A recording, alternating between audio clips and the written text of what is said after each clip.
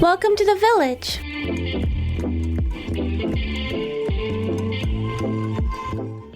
Nothing's Yeah. impossible. Okay. Okay. Sounds good. Okay. Okay. Um. Okay, we can start.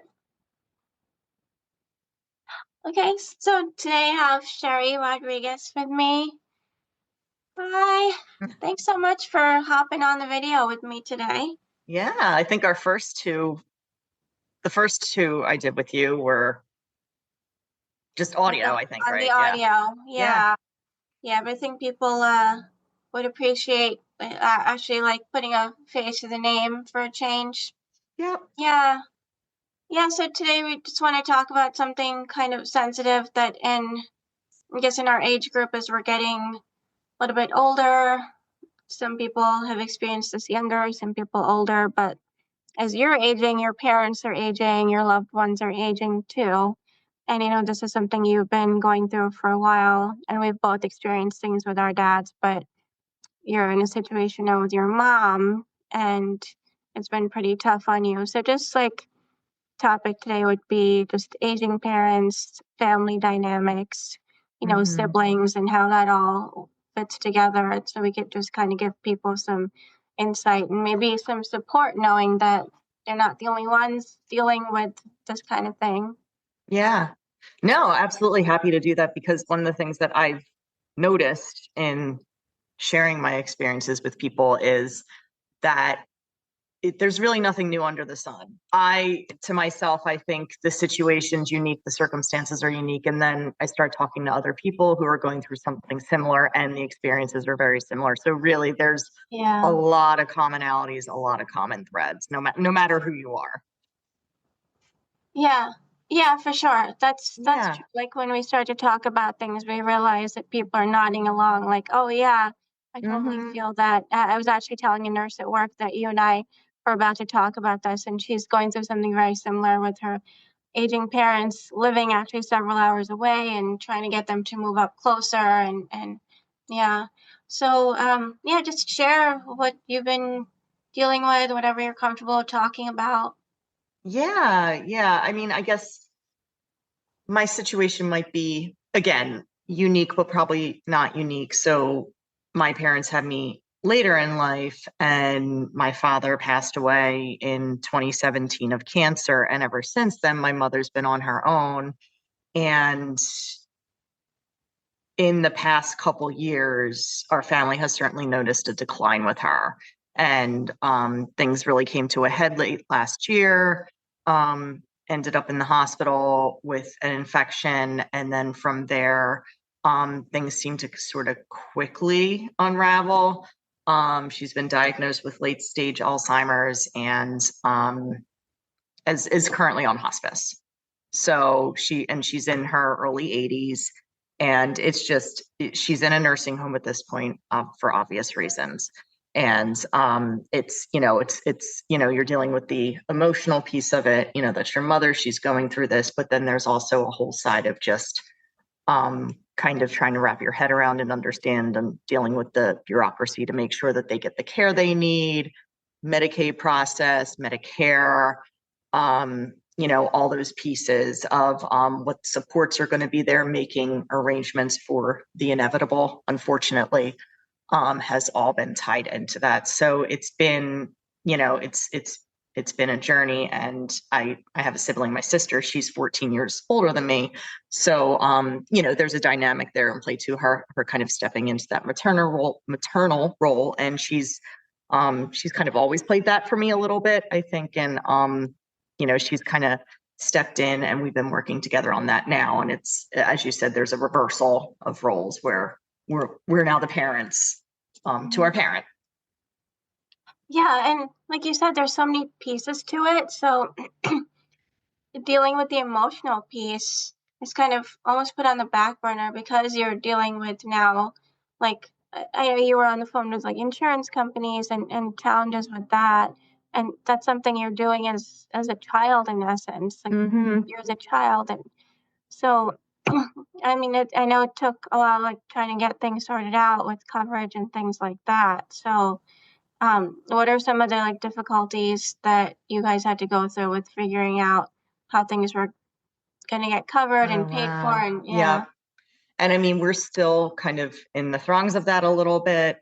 Um, I will say we did seek out legal advice and that would be one piece of advice I would give to someone. I know, obviously, depending on the situation, there's expenses associated with that, but I do think that's helpful. Trying to be proactive as you can with this particular generation of aging Mhm. people. I think that's easier said than done, but just trying to like research options, plan ahead as much as you can, as much as that person will let you plan ahead while they are still spry, so to speak. So I think the being proactive and looking at different options or just mentally preparing yourself, so there's kind of the preparing and working with the parent. And then there's the more, I guess, administrative things, I'd say like looking at the coverage, if you have to seek legal advice, and just prepare yourself emotionally because it could be a long road. So, I mean, and looking back, like we've actually been dealing with this for a couple of years now. This didn't Yeah. happen overnight. Um, and early on, some of us were advocating that she needed assisted living sooner than later, and that was always met with resistance on different levels. Um, so, but still trying to prepare as much as you can and being realistic. So that's kind of, and again, everyone's situation is different. They might be in a different financial place where things are a little easier, or things are a little harder. But I think there's the things that are of no cost that you can do. So the mentally preparing yourself, um, doing your research, talking to other people that have been through something similar because they may know about resources. So um, kind of at least trying to be proactive as much as you can. That's so interesting you pointed out because the nurse I mentioned, we were talking about this with her parents and this generation, like preparation, that sort of thing wasn't really. I think like our generation, we're much more like we're talking about those things now. Like how do we Right, prepare for those things already? And right. that wasn't the mindset of our parents' generation so much. Like, No, and even like talking about it with this generation, if you ask anyone, it's like it's kind of sensitive, it's touchy, like you don't want to talk about these things, but like you said, like your parents get older, everybody gets older, we get older. Like I'm already talking to my financial advisor about like retirement things because hmm I think it's just more talked about now. Everything's more talked about now. I Yeah. agree. Yeah. Yeah, yeah. No, I agree with you, and I think it's also the difference in landscape too. So, when our parents were growing up and those younger generations. So my parents, they're not boomers necessarily. I think it's the silent generation, Oh yeah. the pre-boomers, so to speak. Right. Yeah. I think there was a lot of multi-generational living going on. So Yeah. there wasn't much forethought. Right. Oh, grandmom's going to move in with us, or Right. mom and the aunt are going to move in with us, whatever it was. I don't think that happens as much now for a variety of reasons. People work full time, or they have to move out of state for a job, or they have their own kids to take care of, or they don't have a big enough house. So I think there's a multitude of reasons why. I think that's one piece of it. Why maybe it wasn't talked about because it's just kind of they felt like it was a given and an assumed, Yeah. whereas now it's not. Yeah. There was a lot more community and family living in the former generations. Right. That's so like family just took care of each other. It's almost a little more admirable than now. I think that's part of it is that like people move out of state, like people have to do what they need to do to make a living. Families don't stay together as much as they used to. Even like couples don't stay together as much as they used to. And and two, like affordability. Like you can want to take care of a parent, but like you said, your mom is in hospice and things, not inside the home for obvious reasons. But some people who are listening may not find those reasons to be obvious, because there's Mhm. always this kind of negative connotation to nursing home, which we all grew up listening to. But now that we're older and experienced in it, and me seeing in the medical field how these things cost so much money, it's almost impossible to keep your parent at home unless, like you said, unless there's a financial situation that makes that possible. Right, But right.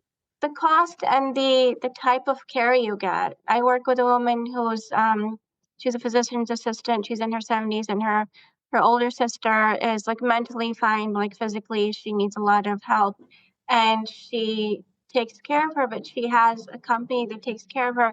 They're so unreliable. They don't put their heart into their job, Mhm. and it's tough. Like, you're not having that family kind of feel. So it's become so difficult to take care of aging family in the home at all. Right, right. Yeah, and today it takes two incomes to essentially survive. So if both Right. people have to work and they're both out of the house, or even if they're not, if they're working from home, they still have to physically work. So that makes it, impossible because, that person, the parent still needs to be monitored 24/7. I mean, you don't want stuff to happen like, well, my mom's non-ambulatory at this point, but you don't want the parent to get out of bed without anyone knowing or missing a medication, or you just want to be make sure that they have that care by a medical Right. professional. Right. Because some Yeah, of this yeah. stuff is requires skilled nursing. Right, Right. exactly, exactly. Yeah. And it's hard, like, you don't, you're dealing with a person who was once making the rules for you. And Hmm. so they're not exactly going to take kindly to, or it's sensitive, it's touchy, it's hard to be a parent and have your child telling you you have to do this or do that. It's very sensitive, and at the end of the day, we're doing it because we care, but they may not always understand that or want to see it that way. So that's, Yeah. yeah. Like even Yeah. little things, like when I noticed that my mom was starting to decline, and I was advocating to try and start to make arrangements for her. One of the things I wanted to do was start to clean out some closets a little bit, organize things in the house, make them more accessible, but also in reality, start to clean things out, make things easier. And it was just that was very difficult, and just having the honest conversation. Like, look, at the end of the day, it's the burden is going to be on your children, Right. so help us out a little bit Right. and, work with us on this, and being realistic, but being compassionate at the same time. So I think it's tough to balance. And so that's what I was going to ask me. How do you word these things where you're telling your loved one that, you're trying to do something that is inevitable, or make it easy for everyone Mm, involved without making them feel like, because you're not trying to make them feel badly, but like you have like a guilt as a child. I mean, people talk about mom guilt, that's a thing for sure. There's also like child guilt, right? Like, you mm-hmm. don't want to be talking to your parents any which way, or making them feel badly. You never want to like hurt them or make them feel a certain way. So how do you Sure. for things or deal with that? And do you work together with your sister on who says what and how? We did our best with it. I don't have a solid answer for that because we did our best with it. Like, Yeah. some days were certainly more frustrating than others. Um, and I think it was just being realistic and looking at what was needed in that moment, or like little things like what can I do now to help make things easier, in the Right. long run. And Right. just as an example, like just making sure all of her bills were on auto pay, stuff like that. Like, just maybe Yeah. even, um maybe she won't meet me all the way, but she'll meet me halfway, and I can at least do this and make sure this is taken care of. Making sure groceries are delivered, or um, my sister and I would go over there, and I would pre-cook a lot of meals for her and just put them in the fridge. That way Yeah. she could take them out, throw them in the microwave, just kind of, so like helping her in a way that like wasn't, I guess, insulting to her. Yeah. But doing something that would benefit everyone in the end, knowing that she's fed, that the bills are getting paid, um, you know, that the house was clean, just kind of things like that. And all that takes work. I mean, that was a lot of weekends, a lot of weekends, a lot of time after work. So it's just, that's a balance too, trying to make the time for it. Yeah. Especially moms like your mom who wants to be independent. I mean, a lot of parents too. I remember my dad too, like he wanted to Mm-hmm. work, like parents Right. want to keep having that independence and having that place to stay. And like my mom always says, like she loves when we come to visit her because she wants us to have like mom's house to go to. Mm-hmm. And parents feel that way. They want to be the mom or the dad or the parent till, whenever. So, Right. I think that goes back to your earlier point about it not being a conversation that was had way back when they were growing up, because they right. saw, their grandparents being taken care of, their aunts and uncles being taken care of. So it didn't even, I don't think it even occurs to them, that, hey, this is a life change for everyone, not just you. So. Yeah. I think our generation too sees so much more on like, we have so much more access to things and people, Mm-hmm. sometimes too much. So I think we just are a generation that lives more in fear of like bad things. I don't know. I mean, I know that they obviously there's things they lived through that were hard and scary, like financially and with wars and things too. But I think we just like see so much. Sometimes that's not a good thing. We're seeing way too many things, like That's true. access to a lot of things. Um, so I think just maybe we're just more realistic and maybe a little pessimistic. So You know what, though? I would say at the same time, we're trying to put this diplomatically, but yeah, I think it's yeah, just going to come out however sure, it's going to come out. yeah, We're exactly. more adaptable. Okay, yeah. We've seen varying degrees of technology. A lot of us Yeah. were around with vinyl, the cassette, the first Yeah. computer, and now, we have these things, and we have QR codes. And I remember during Mhm. COVID, I took my mom to get both rounds of our COVID shot, and I we used a QR code to register her, to scan her Yeah. in. And I'm thinking to myself, I'm like, if she had to do this by herself, like she would have no idea what to do. Right. And Yeah. I think our generation has been kind of forced, and we've been able to adapt because we've seen so many different iterations of things, and we've seen things evolve, I think, at a faster pace. Now, if you Yeah. think about it, for that generation, I mean, there were changes, and obviously Yeah. there were major historical events, but technology wise and information age wise, I don't think a lot changed for them in such a rapid period of time that Mhm. changed for us. Do you know what I mean?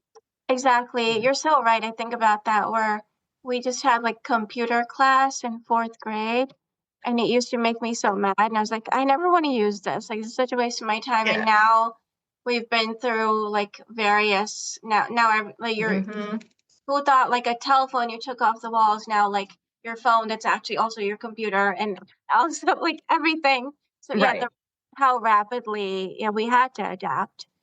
We had to go through everything being so computerized Hmm. like, while we were getting old enough to do those things.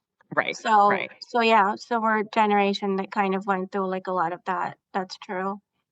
Um and I wanted to like come back real quick to like getting a lawyer. Like how does that look like? What do they really help with? Like what does a lawyer, because people get freaked out about seeking legal assistance for Hmm. things because they think about the expense and who to trust.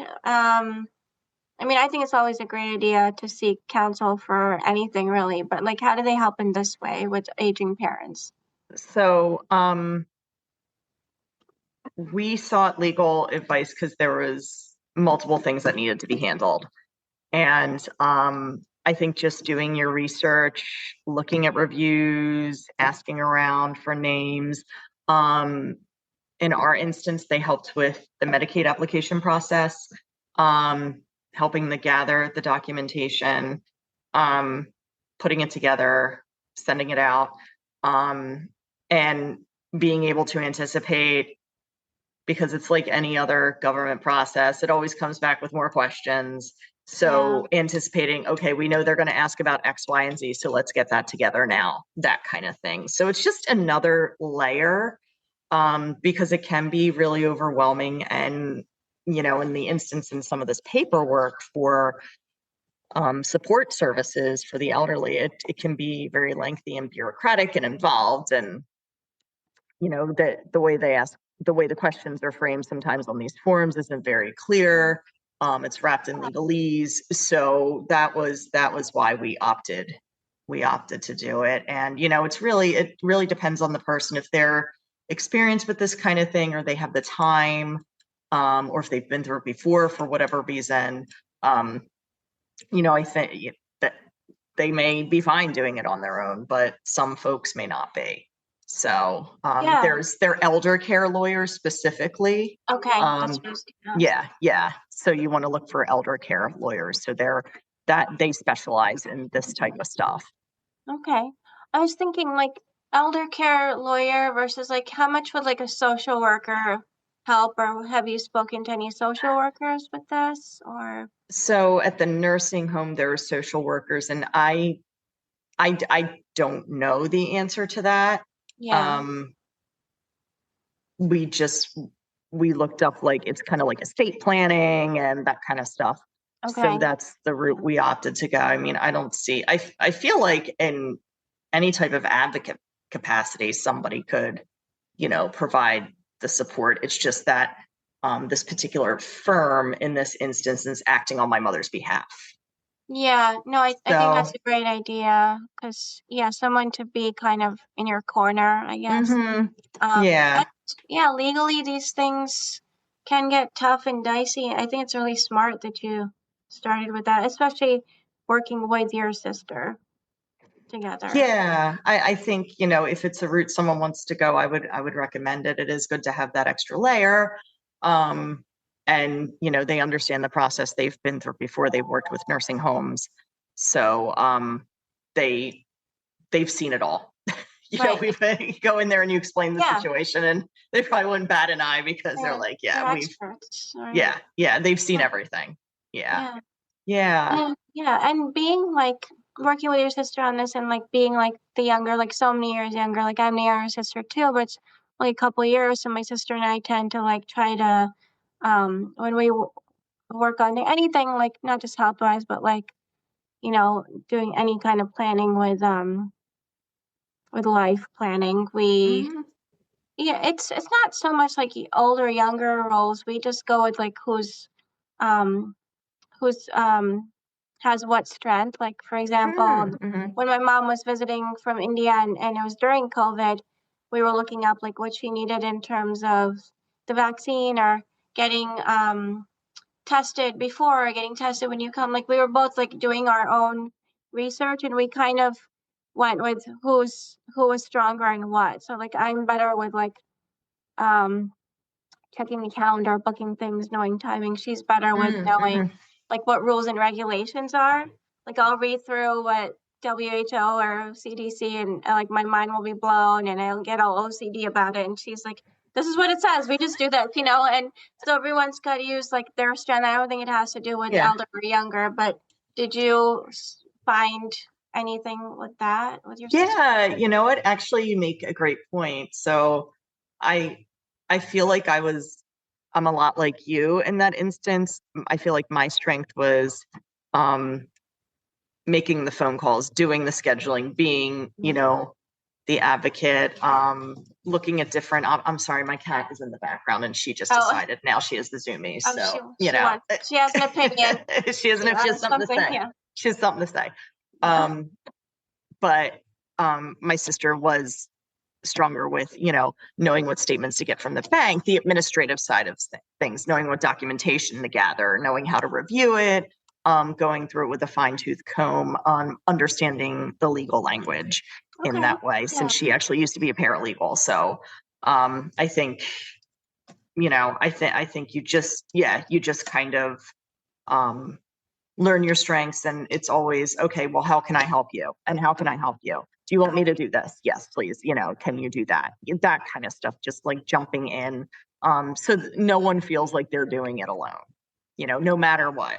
Yeah, it's nice to have like that sibling bonding. I mean, not in like you don't want to have it in such a kind of grim circumstance, Mm-hmm. but sometimes it's better to work together. I mean, some siblings, this is the time to get more stressed out and kind of take things out on each other more. And it's good to have like try to just put things aside and try to make things work Yeah. out, right? Yeah. I mean, yeah, absolutely. I mean, it's still stressful, and everyone has their moments, for Yeah, sure. yeah, But I just think, yeah, as you said, just kind of going back to your strengths, and taking a step back, being like, okay, this is stressful. What's going on? What steps can we take, to resolve X, Y, and Z issue? Because those things are going to come up when it's related to care. So, and just saying, okay, well, I have an idea. I can do this. And then the other person says, oh, well, I can do this. And then you just kind of work through it the best you can. There's no playbook for any type of there's no playbook, because all the situations are different. I mean, the right. state has resources posted, there's resources available, there's general information, but every situation is so unique. Not every solution out there is going to fit somebody perfectly. So Yeah, and yeah. it makes sense. Yeah, so just I just actually hired and used a lawyer for something not related to this, but I went on avo.com and I just Google search. So how would you recommend finding a good lawyer for this or for something? Like how did you find someone? So yeah, I mean, I feel like any avenue, like platforms like you mentioned, are really good. I think I could be wrong, but I think some of the state websites have lawyers listed. We really went by recommendations from Yeah. family and friends. That was the number one thing, because as you said, we're all kind of getting in this window where this is Mm, happening. yeah. So people are, finding counsel that way, Yeah. and just really going off recommendations and meeting with more than one. Yeah. The consultation part, from my experience anyway, and I could be wrong, but the consultation part from my end, it's been free, and it's just a half-hour conversation, 15 Yes. minutes, and they send you information, and they send you information about the process, and you can evaluate it from there. Now, I will say, we were in a situation where we didn't have time to play. So, Yeah. Right. Yeah. but Yeah. if you have time to get sorry, I don't know what I did just now. If you have time to get 3 or 4 recommendations, I think that's great. Yeah. We, Absolutely. we went with the first couple that we had. So yeah, just really doing your research, talking to people, looking at websites, really digging into reviews too, because I feel like sometimes with Google, you'll Google something and, it'll say X number of reviews and you're like, oh, great, 4.5, 5 stars. But Mhm. you really got to take a deep dive into those reviews to see Yeah. what they Yeah. say. It's not, a lot of these platforms, they'll kind of bump up the higher reviews, and then you really won't see the real Yeah. ones the further you go. So Yeah, that's true. And the things that people like may be what you're looking for, but they may not be. So the deep dive is a good idea for sure. Agreed. yeah, yeah. Um, So yes, well, that's thank that you was for our, that. Yeah.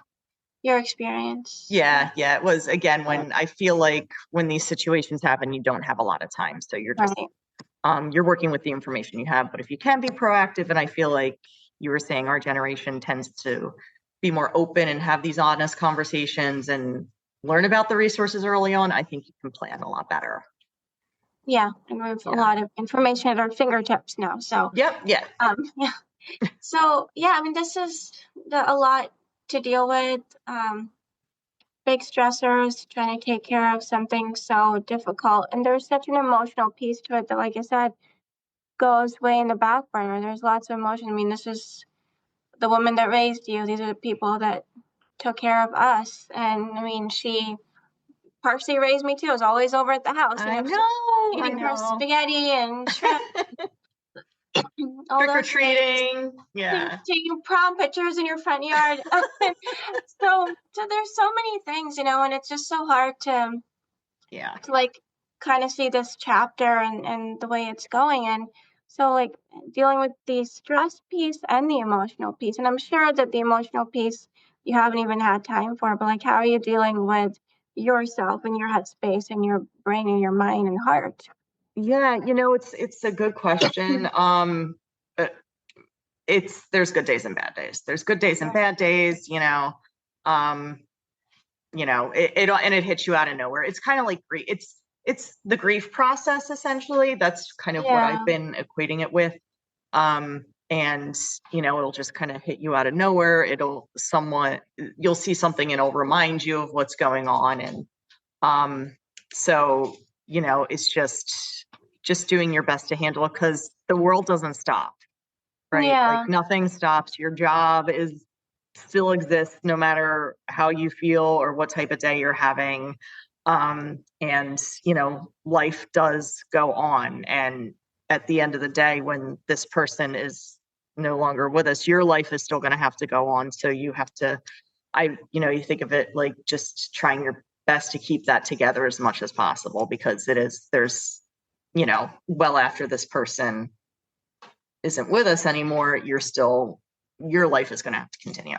So I think, there's just a lot of ways to de-stress. I think talking about it, this is going to sound so random, but I'm not the only person who said this. So in the nursing home, typically visiting my mom on Saturday mornings or on the weekends, you tend to see the same people, and you almost form this like little support group with the people there. And there's been a couple people that I've met and I've seen, and you just start chatting, and you even get ideas like, oh, I did this when it came to her, my mom's care, or, oh, I did this, or, oh, I recommend, seeing if they could move her closer to the nurse's station, or just different things that come up that you wouldn't have thought of. So it's almost like this unexpected support group in a way.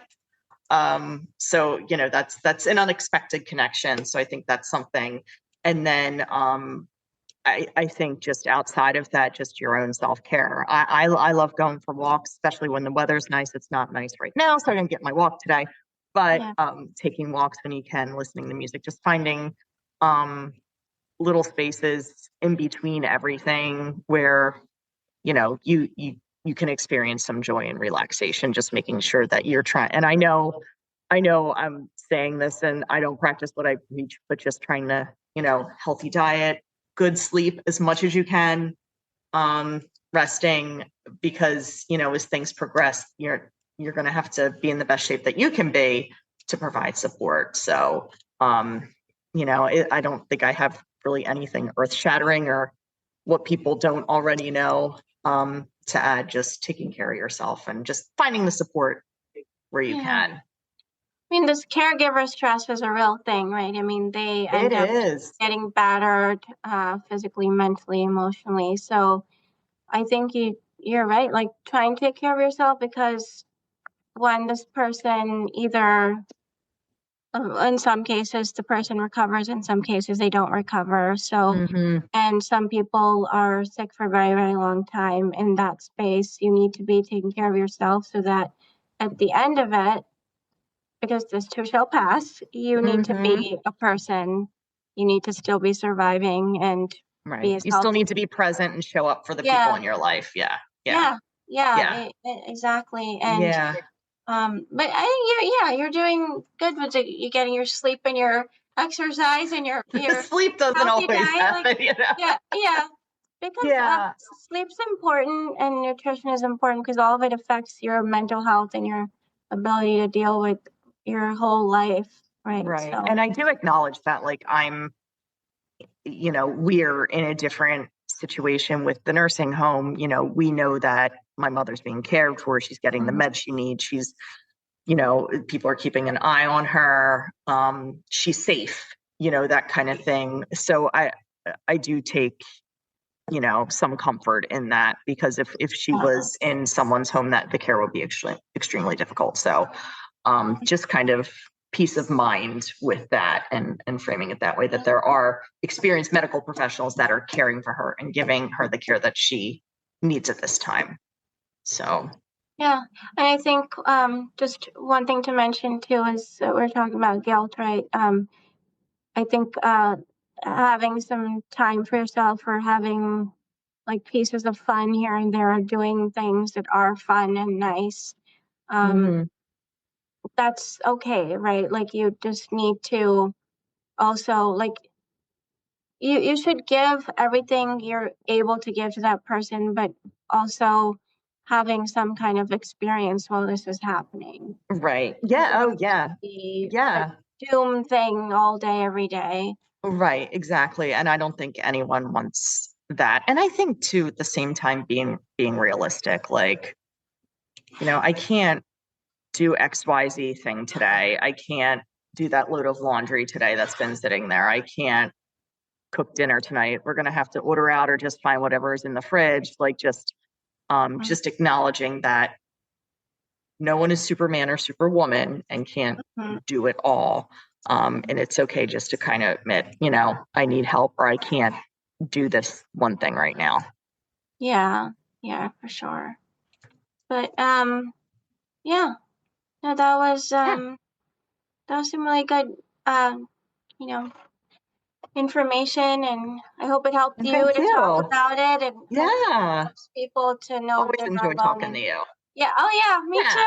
It's always fun no matter what the topic we yes, manage to have fun.